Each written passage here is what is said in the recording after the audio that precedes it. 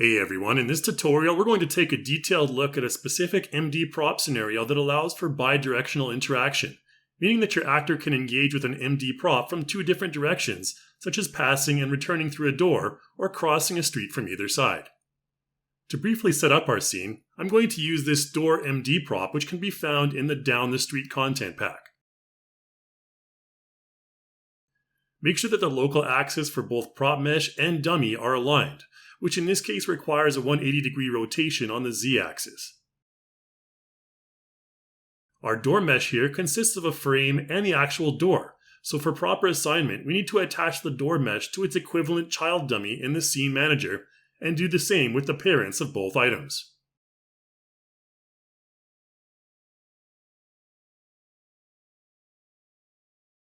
When we test out the results with our friend Kevin here during MD play mode, you'll see that we need to do a bit more adjustment to get our positioning correct.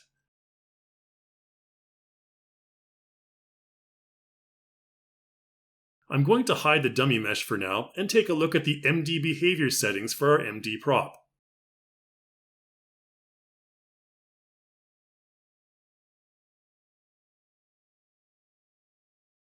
I'll select Add Delete Behavior, choose Kevin as our reference actor, and then right-click on Push Door to edit that specific action in the timeline.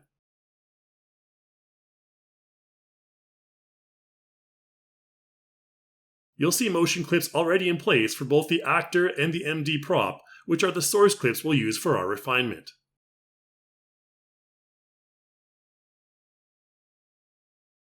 The first issue we need to deal with is preventing his body from colliding with the door frame.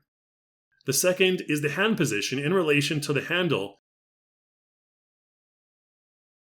And the third is that the size of our MD prop dummy is not consistent with the door mesh we're using. And the rotation axis also needs adjustment. Let's focus on getting the door scale and rotation axis consistent first, by making sure it's selected and clicking on Edit Structure in the MD tab of the Modify panel. We need to clear the current animation, so just select Yes here. You'll see in the structure of our MD prop that there is an axis dummy, which determines the rotation position. This is what we need to adjust first. However, when we move the gizmo, it will also move the door mesh since it's currently attached. With the door mesh selected, I can click Detach in the Attributes tab to do so, and now we can edit the axis dummy position without the door mesh following along.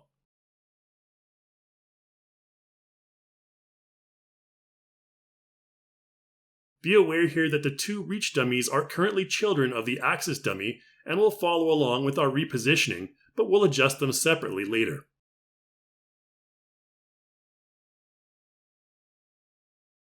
For more precise camera navigation, you can temporarily assign a gizmo object to the axis dummy.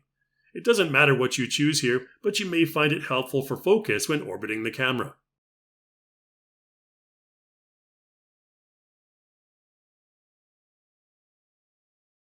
We want to place the axis dummy at the precise location of the lower hinge on the door.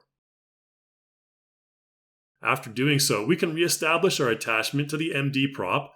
However, for more precision, you want the pivot points to be perfectly aligned, so in the attachment hierarchy, I'm going to select the ellipses on the right to further specify the axis dummy as the root node for attachment.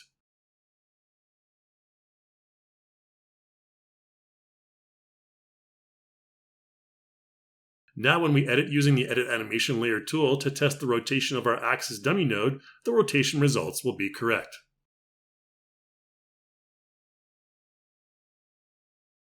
Next, we'll move on to fixing the collision with the door frame, which is a pretty simple process.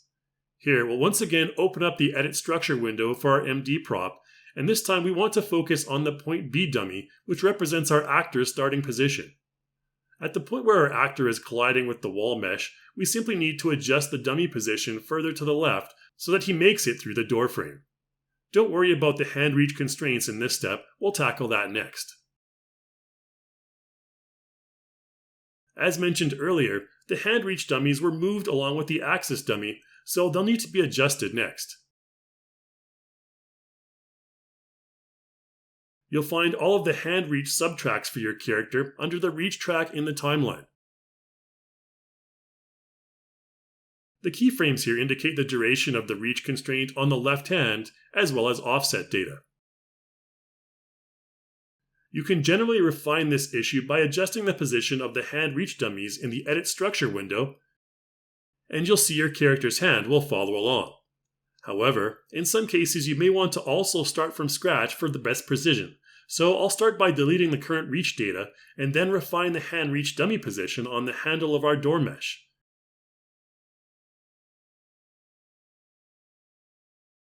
This is just a relative position adjustment that we can further refine later.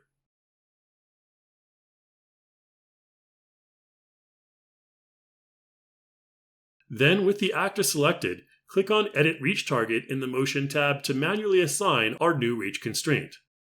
I'll click on the left hand of the model dummy, go to the frame where I want the reach constraint to initiate, click Select Target, and then click on the door. His hand will pop out of position initially, so we need to refine the location of the reach by clicking on the ellipses and selecting the left hand reach dummy that we just repositioned. The reach dummy will generally be positioned at the wrist or root of the hand, so we need to do some manual offsetting here, which will add a keyframe in the associated offset track.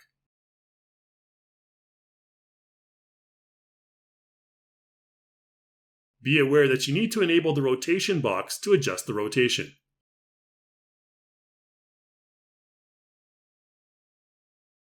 You can also refine the timing of your reach constraint activation via the blending area, which can be repositioned, lengthened, or shortened. Once we're satisfied with the initial positioning of the reach constraints for our actor's hand, let's move on to the door animation. I'll go to a point in the timeline where he's beginning to push the door, then bring up the Edit Animation Layer tool and press Reset with our Axis dummy node selected. This will generate a clip in the animation track, meaning that the door will remain stationary up until that point. Then we'll move to a point where he's midway through the frame and use the rotation gizmo to rotate the door to an appropriate angle, which will extend our clip. Then, once again when he's fully through the door, press Reset once again at a future frame to bring it back to its initial position. It all looks good so far, however we still need to release our hand reach constraint to bring it back to the natural location. So now with the actor selected, we'll once again go into the Edit Reach Target tool, and at a point in the timeline where we no longer need his hand to be constrained to the door handle, we can click Release, which will now blend back into the normal base animation.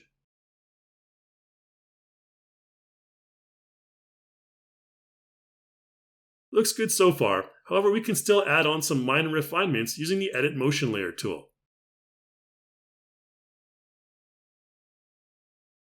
Here I'm going to select the left shoulder, define our edit area as the upper body, and click on Set Key to start our adjustment.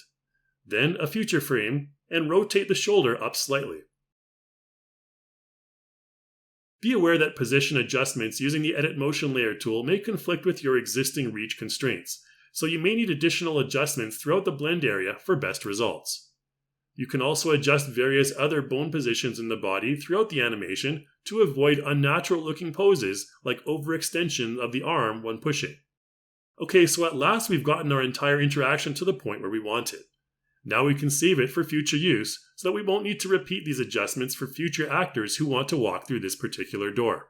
So with our original push door action selected in MD Behaviors, I can right click on the motion clip and choose Select Collection Range by Selection, which will define the motion range for our push door action to that many frames. I'll then right-click into Collect Clip Track and select Overwrite Selected MD Behavior Motion. Clicking Save here will save the motion editing we did for both the actor and the prop. After that, be sure to hit Apply.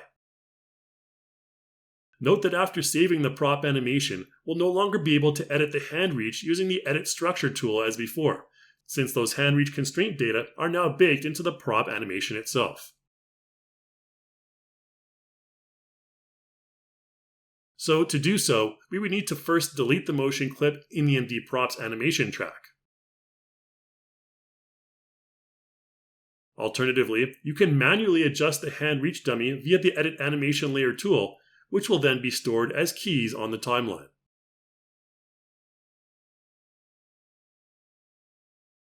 By default, when exiting the Add Delete Behavior mode, these edits will still exist in the regular project timeline, making the animation look super weird. So be sure to delete any existing data before re-recording your MD performance.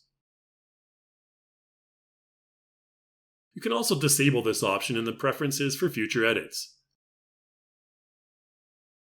Now everything is all set up properly and saved as an MD action for that specific MD prop mesh.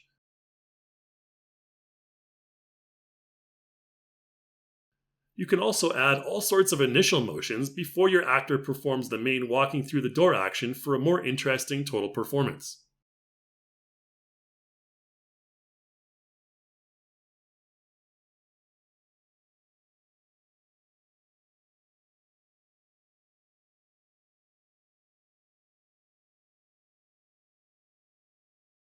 That's it for this tutorial, guys. Thanks for watching, and I'll see you in the next one.